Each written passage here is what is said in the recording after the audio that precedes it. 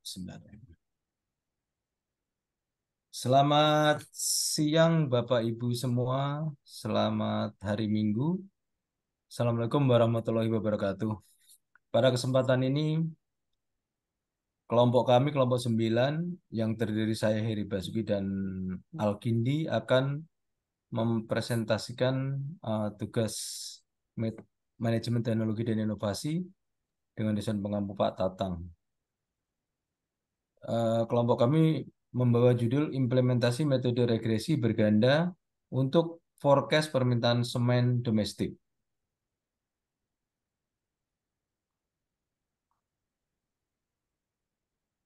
Ini adalah abstraknya. Semen Indonesia atau SIG merupakan salah satu pemasok kebutuhan semen di Indonesia yang mempunyai tugas penting untuk memenuhi kebutuhan tersebut. Oleh karena itu, dengan semakin meningkatnya kebutuhan semen di Indonesia, maka SIG diharuskan memiliki perencanaan produksi dan pemasaran. SIG diharuskan melakukan peramalan pada permintaan semen agar dapat menyeimbangkan antara lini produksi dan penjualan. Peramalan digunakan di SIG untuk dapat memperkirakan permintaan semen dalam kurun waktu tertentu. Keakuratan hasil peramalan menjadi tolok ukur keberhasilan metode dan model yang digunakan. Permintaan semen berdasarkan hasil peramalan akan dikoordinasikan dengan beberapa unit kerja, antara lain pemasaran, penjualan, produksi, dan rantai pasok. Penelitian ini akan dilakukan pengecekan nilai error pada masing-masing metode untuk mengetahui metode yang menghasilkan nilai peramalan terbaik. Penambahan 3 variabel baru di metode regresi berganda memberikan nilai error yang lebih rendah dibandingkan metode regresi berganda existing dan metode forecast lainnya. Kata kuncinya adalah semen, forecast, dekomposisi, winter, dan regresi. Ini adalah latar belakangnya. Semen Indonesia merupakan salah satu pemasok kebutuhan semen di Indonesia yang mempunyai tugas penting untuk memenuhi kebutuhan tersebut. Oleh karena itu, dengan semakin meningkatnya kebutuhan semen di Indonesia, maka SIG memiliki beberapa anak perusahaan baik di dalam maupun di luar negeri. Ilmu statistika yang digunakan oleh perusahaan ini cukup banyak seperti survei sampel untuk memantapkan feedback consumer, distributor hingga toko, mengukur tingkat variasi dalam kebutuhan dan keinginan customer, menghitung demand semen di bulan-bulan atau tahun berikutnya, menggunakan forecast atau peramalan, dan lain-lain. Selain itu, ahli statistik juga dapat mendesain produk terbaik, menuntun sebuah transisi dari mendesain sampai manufacturing, menjamin produk yang sempurna secara konsisten maupun menolong dalam memanage kepuasan consumer. Pada tahun 2015, terlihat pertumbuhan semen Indonesia melambat. Hal ini diperparah dengan adanya COVID di tahun 2019. Oleh karena itu, diperlukan forecast demand yang lebih baik untuk mendapat menyeimbangkan antara lini produksi dan lini penjualan, agar tidak terjadi overproduksi dan overselling yang mengakibatkan persaingan yang tidak sehat di industri semen.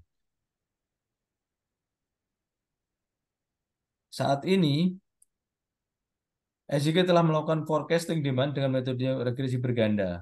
Akan tetapi metode yang digunakan saat ini tanpa memasukkan variabel makroekonomi. Forecast dilakukan dengan melakukan pendekatan secara periode waktu. Kita lihat di grafik sebelah kanan itu, semen Indonesia bisa memproduksi tertinggi yaitu 7 juta ton, itu terjadi di tahun 19, tepatnya di bulan Juli.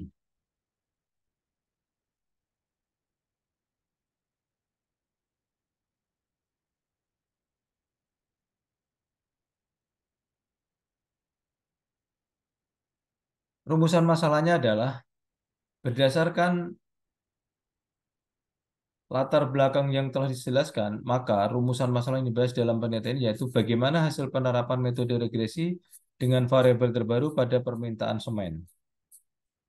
Dan yang kedua adalah bagaimana perbandingan metode regresi dengan variabel terbaru pada permintaan semen. Tujuannya adalah berdasarkan rumusan tersebut, yaitu satu, mengidentifikasi dan membuktikan bahwa hasil penerapan metode regresi dengan variabel terbaru pada permintaan semen. Kemudian yang kedua adalah mengidentifikasi dan membuktikan perbandingan metode regresi dengan variabel terbaru pada permintaan semen. Manfaat penelitian ini adalah manfaat secara akademis adalah untuk memperkaya kepustakaan dalam menerapkan metode baru dalam melakukan peramalan permintaan semen domestik, dan manfaat praktis yang didapat adalah diharapkan dapat menjadi dasar dan pertimbangan strategi perusahaan untuk melakukan peramalan semen periodik. Kajian pustakanya yaitu dalam melakukan forecast demand semen nasional terdapat tiga metode yang digunakan. Pada raw modeling forecast demand dilakukan pada metode regresi, terdapat tiga tambahan variabel yaitu inflasi, suku bunga, dan growth ekonomi. Kita lihat metode dekomposisi. Metode yang memperhitungkan data historical saja, yaitu data historical dilihat berdasarkan tren, siklus, dan musiman secara linear. Kemudian metode regresi, yaitu metode yang memperhitungkan variabel lain selain demand. Total variabel yang digunakan adalah sebanyak 20 variabel. Kalau kita lihat di bawah ini, yaitu yang di sebelah kiri itu ada building civil, itu ada terkait dengan proyek. Kemudian tren bulanan dari mulai Januari sampai di Desember. Kemudian juga kita melakukan seasonal, yaitu seasonal dalam hal ini adalah produksi yang dilakukan pada saat Hari Raya Idul Fitri dan pemilu. Kemudian variabel barunya kita menambah dengan inflasi, suku bunga, growth ekonomi atau yang kita sebut dengan makroekonomi. Kemudian metode winter, metode yang memperhitungkan data historical saja. Data historical dilihat berdasarkan siklus, tren, dan musiman dengan menggunakan pendekatan distribusi eksponensial.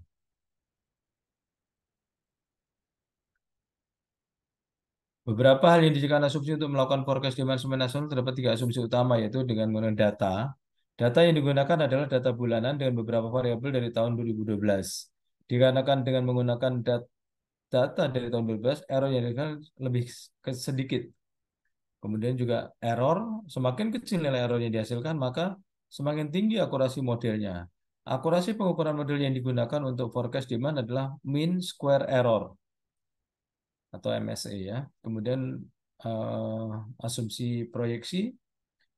Untuk proyeksi data building dan sivil dilakukan dengan menggunakan metode dekomposisi yang telah dikonsultasikan dengan pihak eksternal. Proyeksi untuk inflasi, suku bunga, dan pertumbuhan ekonomi menggunakan berbagai macam sumber.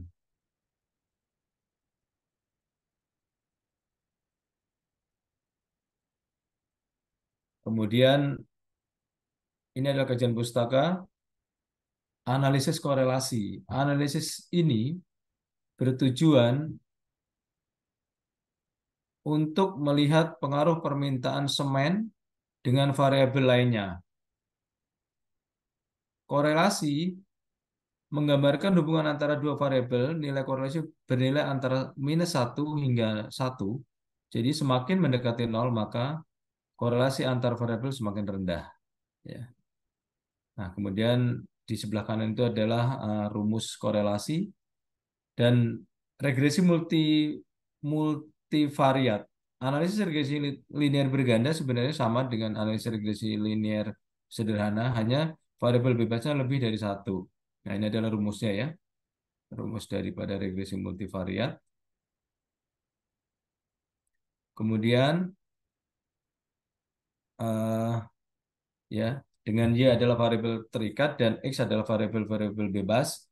Beta 0 adalah konstanta intercept dan beta N adalah koefisien regresi pada masing-masing variabel bebas.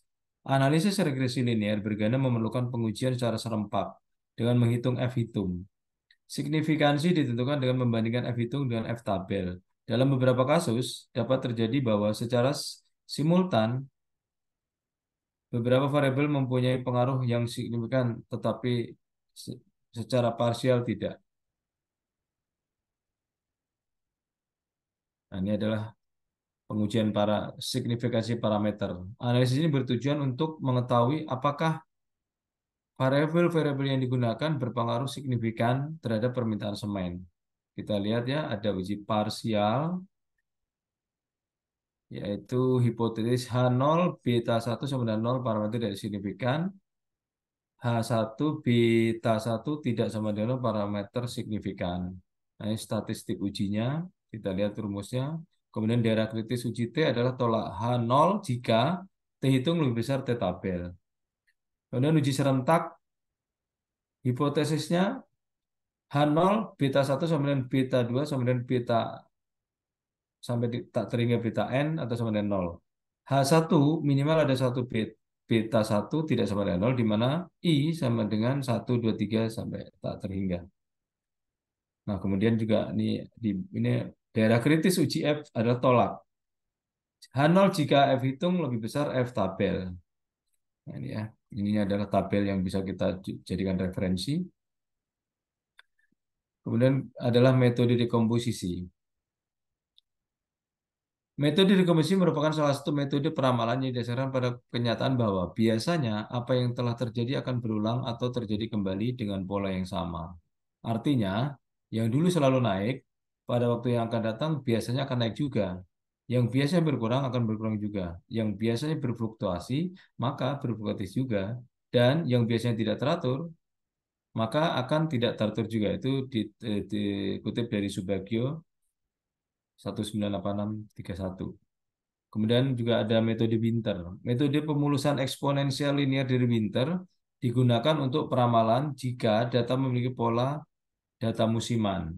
Metode Winter didasarkan pada tiga persamaan pemulusan, yakni persamaan pemulusan keseluruhan, pemulusan tren, dan persamaan pemulusan musiman. Metode dekomposisi dan Winter merupakan metode yang hanya mengandalkan data historis atau data masa lalu. Kedua metode ini tidak menggunakan variabel lain selain data permintaan semen. Nah, ini adalah tentang metode penelitiannya. Sumber data dan variabel penelitian. Data yang digunakan dalam penelitian ini adalah sekunder dari Asosiasi Semen Indonesia atau ASI, Badan Pusat Statistik atau BPS, Bank Indonesia, BI, dan berbagai sumber data sekunder lainnya. Data penelitian yang digunakan adalah data pada bulan Januari 2012 hingga September 2023 atau kuartal 3 di tahun 2023. Kita lihat dalam tabel, ada variabel, konsumsi semen, kemudian satu waktu bulanan, sumbernya eksternal, keterangannya variabel lama. Nilai proyek variabelnya, satuan waktunya bulanan, sumbernya eksternal, keterangannya variabel lama. Kemudian inflasi variabel, satuan waktunya kuartal, sumbernya dari Bank Indonesia, keterangannya variabel baru. Kemudian ada juga variabel suku bunga, satuan waktunya kuartal, sumbernya Bank Indonesia, dan keterangannya variabel baru. Kemudian yang terakhir adalah pertumbuhan GDP, satuan waktu kuartal, sumber BPS, dan variabel baru. Sumber data dan variabel. Data yang akan digunakan dalam penelitian ini adalah data sekunder dari eksternal, yaitu Asosiasi Semen Indonesia atau ASI. Variabel penelitian merupakan permintaan semen berdasarkan tonase. Nah, ini langkah-langkah penelitian yang kami lakukan, yaitu satu, melakukan analisis korelasi permintaan semen terhadap variabel bebas lainnya. Kemudian yang kedua melakukan forecast permintaan semen dengan metode dekomposisi. Yang ketiga melakukan forecast permintaan semen dengan metode Winter. Kemudian yang keempat melakukan forecast permintaan semen dengan metode regresi berganda menggunakan variabel existing. Yang kelima melakukan forecast permintaan semen dengan metode regresi berganda menggunakan variabel bebas tambahan. Yang keenam menghitung nilai error dari masing-masing metode yang telah dilakukan forecasting. Dan kemudian yang ketujuh membandingkan nilai error antara metode. Nah, di sebelah kanan ini adalah flowchart penelitian kami. Untuk selanjutnya, untuk mengenai bab 4 dan bab 5 akan disampaikan oleh Alkindi. Silakan. Baik, terima kasih Pak Heri. Jadi untuk analisa pembahasan, yang pertama kita akan membahas statistika secara deskriptif. Jadi kalau ada dari eh, grafik di atas bisa dilihat bahwa permintaan semen di tahun 2012 dan tahun 2023 cenderung stabil. Secara visual juga dapat data memiliki pola musiman sehingga bisa kita lakukan analisis lebih lanjut. Dan turunnya itu mesti di bulan Ramadan dan kenaikannya di akhir tahun. Kemudian ada permintaan terendah eh, sebesar 2,2 juta 90 ribu ton yang terjadi pada April 2018. Kemudian permintaan tertinggi di angka 5,2 juta ton itu terjadi pada di Oktober 2019. Sedangkan rata-rata permintaan semen dengan data ini adalah 3,9 juta ton. Dan kita lanjut untuk forecast ke bagian inti, yaitu di bagian forecast metode untuk winter dan komposisi. Jadi untuk kedua metode ini dilakukan pengujian dan model forecast. Didapatkan bahwa nilai error untuk metode dekomposisi dan metode winter. Nilai MSE atau nilai error untuk metode dekomposisi lebih rendah jika dibandingkan metode winter. Bisa dilihat bahwa untuk nilai metode error nilai dekomposisi sekitar 1,87 kali pangkat 11, E11. Kemudian yang winter, MSE-nya 3,05, E11. Jadi bisa disimpulkan bahwa metode dekomposisi bisa dibilang lebih akurat dibandingkan metode winter. Ini merupakan perbandingan dari metode winter dan dekomposisi. Jadi kita sudah melakukan pemodelan forecast permintaan semen dengan dua metode awal, yaitu winter dan metode.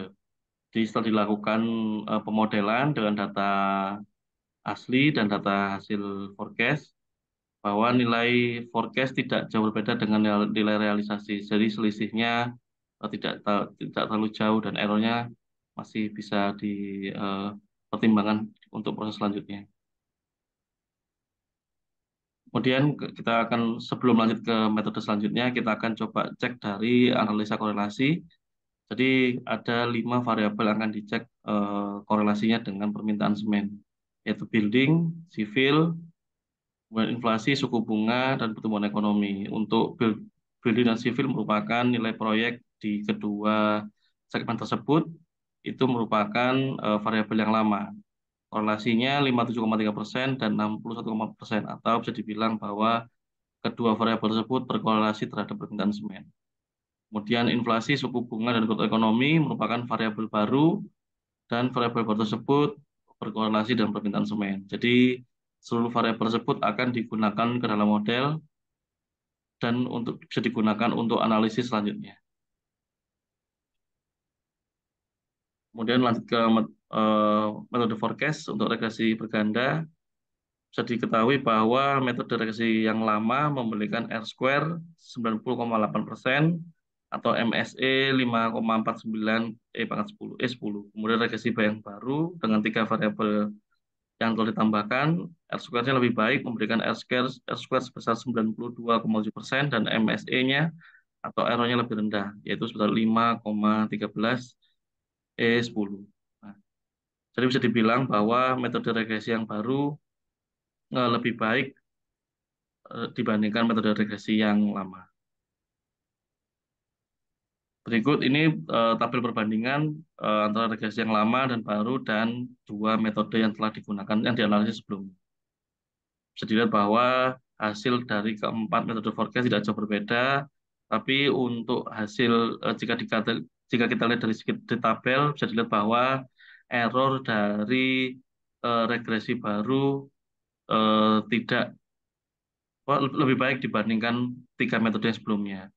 Bisa dilihat bahwa regresi baru errornya hanya 5,13 E10, sedangkan yang lainnya lebih dari itu. Sehingga dapat disimpulkan bahwa metode regresi yang baru memiliki akurasi yang lebih baik dan dapat diterapkan pada perusahaan untuk melakukan forecast permintaan semen di periode selanjutnya. Kemudian kesimpulan dan saran dari penelitian ini adalah yang pertama kesimpulan. Yang pertama yaitu penerapan metode regresi dengan variabel terbaru pada permintaan semen memiliki hasil yang lebih baik dibandingkan metode terdahulu. Jadi kita melakukan remodeling menghasilkan yang lebih baik. Kemudian metode regresi dengan variabel terbaru pada penelitian ini dan permintaan semen memiliki akurasi yang lebih baik dan error yang lebih rendah dibandingkan metode existing yang digunakan untuk forecast sebelumnya.